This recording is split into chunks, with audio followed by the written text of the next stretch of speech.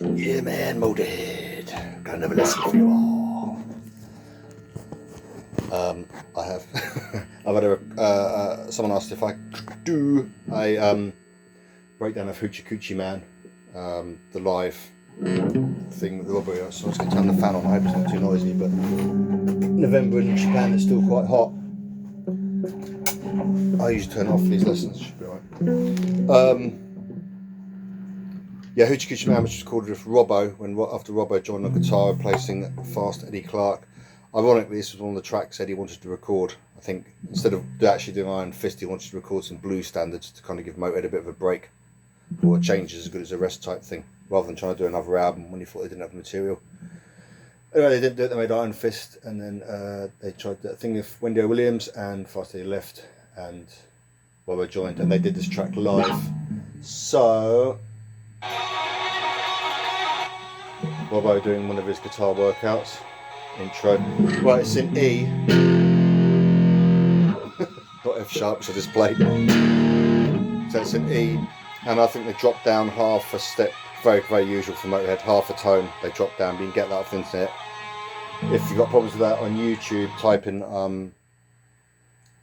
drop E flat tuning, E, and like it's a small case, lowercase b, E flat bass tuning, and that will just or half a step down tuning.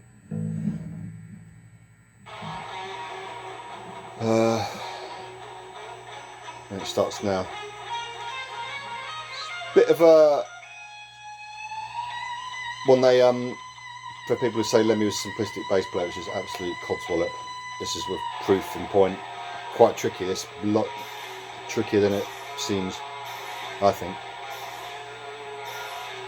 because he's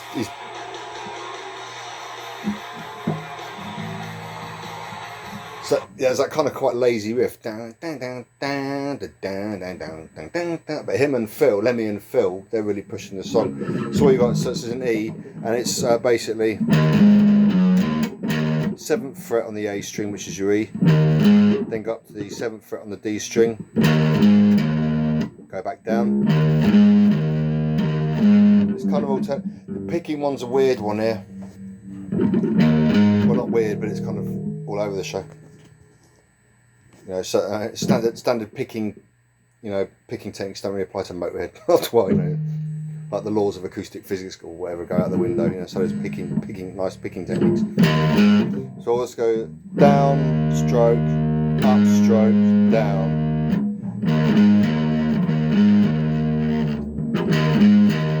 And then the 5th fret on the D string.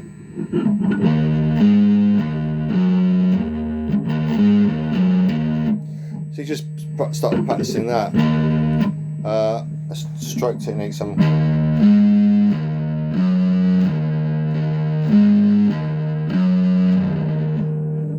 doing down, up, down, up, down. As I was showing a minute after, what kind of goes out the window, because then you have to sort of do it with a swing basically. But that's your riff. And then he's keeping that E going, so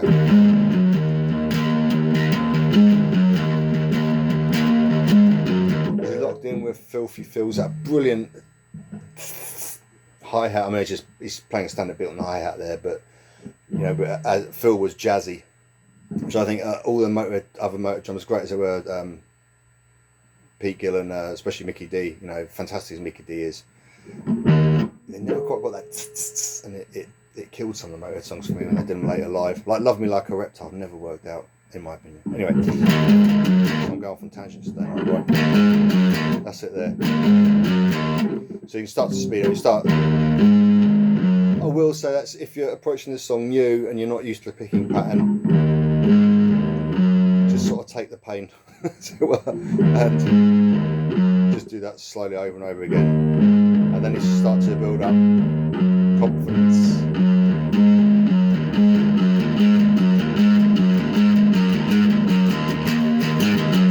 And then you start to picking that. Now this thing here, you need a loose wrist. Just do that.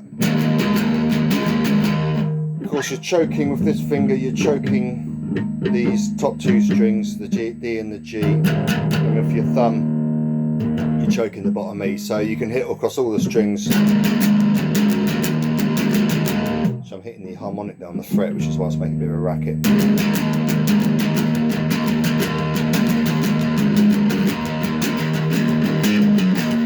Bring it together. She's your one time mother.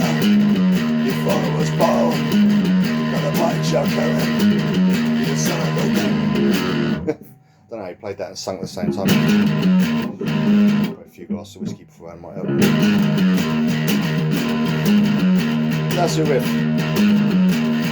I say it's going kind of. It's going contrary to the guitar riff, which is quite sort of laid back. It's quite, the word slinky, that sounds a bit odd, but contrasted with, you know.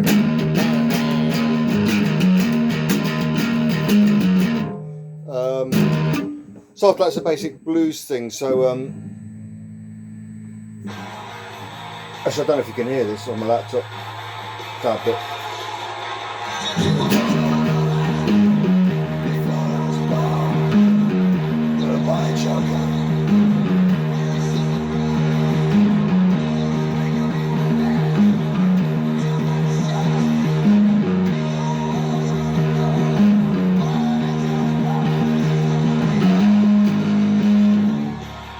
right, it goes up to the A there.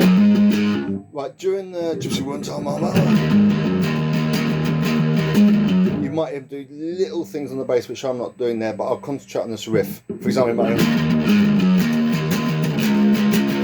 you might do stuff like that, but I just want to stick with the riff for the sake of the this lesson. If I start chucking all, you know, his little like little pentatonic runs that he was prone to sticking in when the speed kicked in.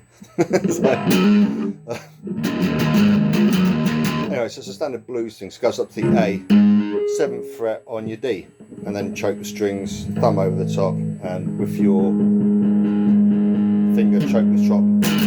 You can do that, or Lemmy, you can keep the open A going as well, so you don't choke the bottom A or the open A.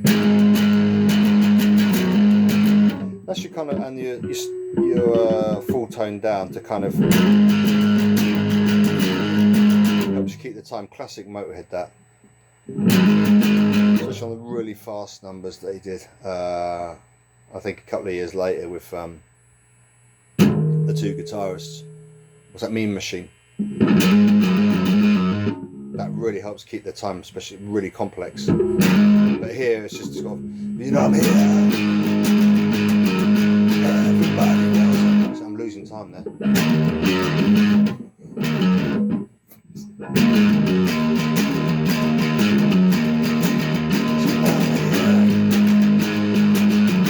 Everybody knows. So it's that. So just up to the A. Keep the open A going on the, excuse me, on the bottom. I'm not on cocaine, I just got a bit of a cold. Keep the bottom A going and do the octave work, or just have the single A going. But the main thing is to get that. That's also the things you can actually break it down and just take a chunk of the song as an exercise if you need to. You know, so you can be just do that. Practice getting that note nice and clear, so the other strings, so you're choking the other strings, which will take time.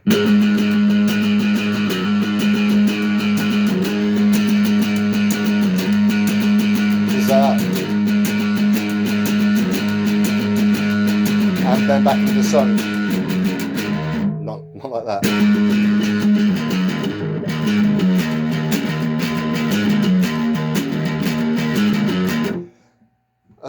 And then you have the turnaround. I'm a hoochie, cause you man. I'd always play the power chord B, so let's go 9th fret on the D, 11th fret on the G.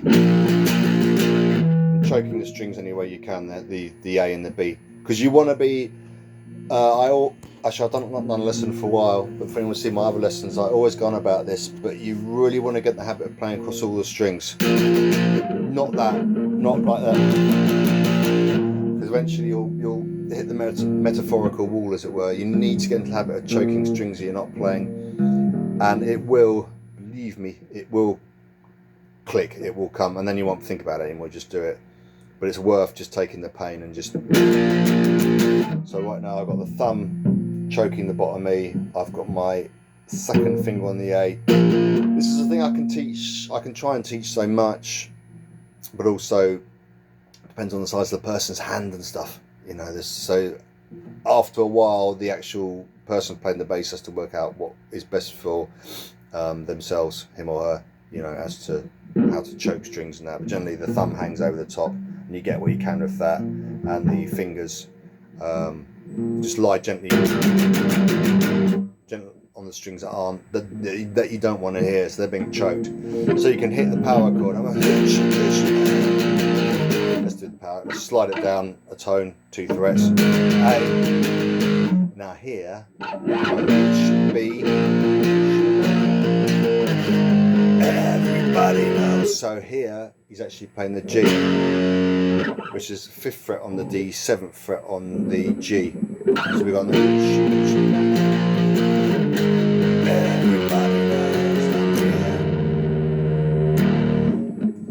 and he does a little sort of, let's do this full thing.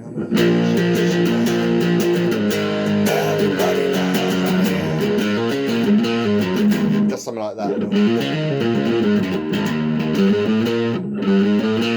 But I'm not going to do that. So let's just imagine he does.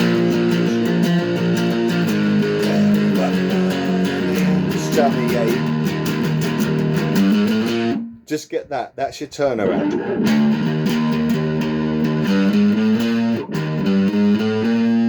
Four frets, 6th, 7th, 8th, right. 7th fret on the A. I can't count anymore. 6th on the D, and alternate picking down, up, down, up, down, up. You can do that. That's your turnaround, and the train goes back to the start, so to speak. I once heard that described, and it really worked for me. Helped it cement and stick in my head, whatever the expression is I want. On a 12 bar.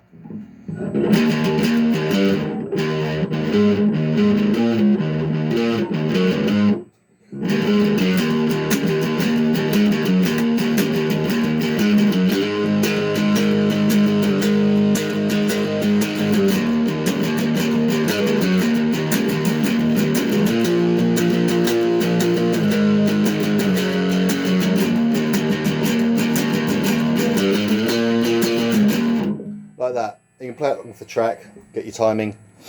Filthy Phil, rest in peace, what a drummer. Learn to get in click with him, as it were, playing along, and you do yourself a lot of favours. And that's kind of like the track, you know, that's it. It's a fucking awesome song. One of Robbo's better moments. It's hard listening to a lot of stuff Robbo live because he's just screwing it up, basically. Fantastic guitarist as he is. He completely pissed that one away. Said Ben from his lofty critics perch in Nagasaki. I'm gonna mess with you. Yeah, so a couple of times I'll show him some quick variations he does. He does a sort of run up, as it were. So you get the sound like that. He goes to the 5th fret and back up to the 7th. It gives that little, I don't know, break, change. It's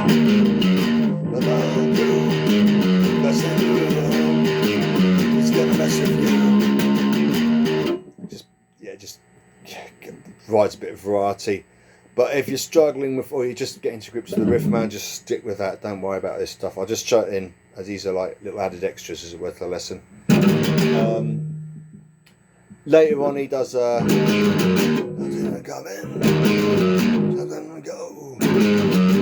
Stop start thing. Phil's playing the drums. I think it's just him on the bass, and he does stop start.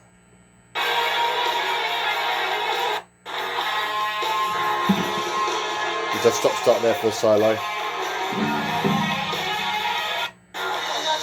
There we go.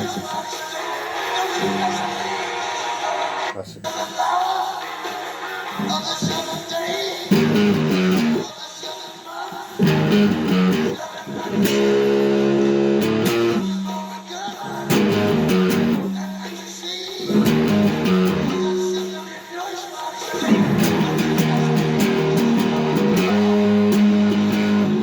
Can't hear the tracks going, but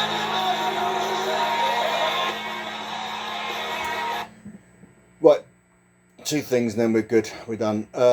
He does a bass solo in this, which I won't show here. It's a pentatonic bass solo. Type in Nana Nagasaki, well, we're over 15 minutes now. Nana Nagasaki bass, Nana Nagasaki bass pentatonic scales, or anyone on the internet, and just jam on those in the E position. That's what he's doing there. He's doing all that sort of thing. Same sort of stay clean. And when Robbo does a solo, there's one thing he does which I love. It when he goes up to the A, he slides there and he goes to the C, which is 10th fret and the 12th fret. Back to you. I love that thing. See if we can get it.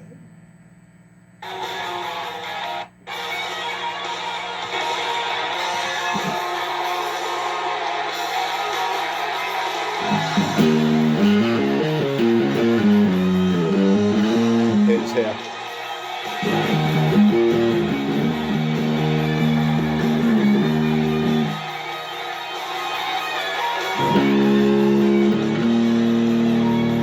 Oh, it does a chromatic thing here. I'm assist as well. Assist does that.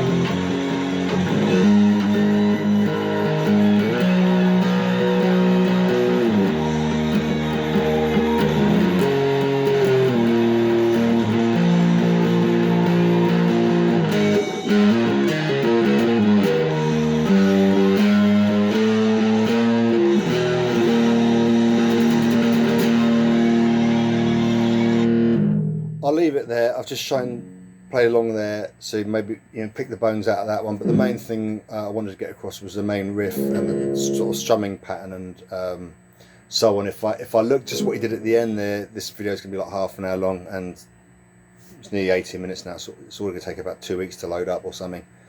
So I'll leave it there. Hope you got something from that. Any further questions or something, please do let me know, and best for now.